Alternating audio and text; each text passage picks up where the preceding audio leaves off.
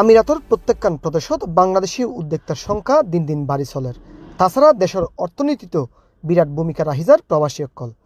এ দেশত বাংলাদেশী অকলের বিনিয়োগ এখন প্রত্যেকখান সেক্টরেতেই হওয়ান যায়।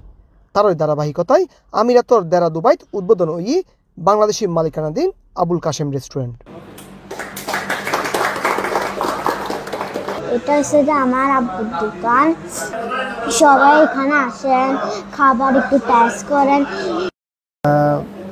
আমার আব্বার নামে এখন হোটেল খুঁজছি করছে, খানার যথেষ্ট উন্নত মানের হইব, ফ্যামিলি হল আছে, তো আশা করি ওনারা এখন কেয়ার রাখবেন। রেস্টুরেন্ট যেন আরও 3-4 রেস্টুরেন্ট ব্রাঞ্চ খুলির তারি আর উদ্যোগ হয়ে যে আরও যেন বিভিন্ন আর বাংলাদেশি লেবার আর বাংলাদেশি যেন এটা হাজত দিত তারি আর বাংলাদেশি রেমিটেন্স যেন আর ইকেতুন করে ফাটাই তারি।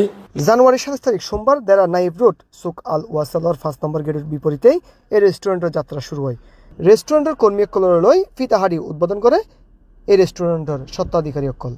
এই এলাকার মধ্যে বেশিরভাগ বাঙালি ওই তারার হতা চিন্তা করে আর আসলে এই প্রতিষ্ঠানে বেসিকলি ওপেন হচ্ছে। তার পাশাপাশি পাকিস্তানি এবং ইন্ডিয়ানি অবশ্য ফেসিলিটি পাইব।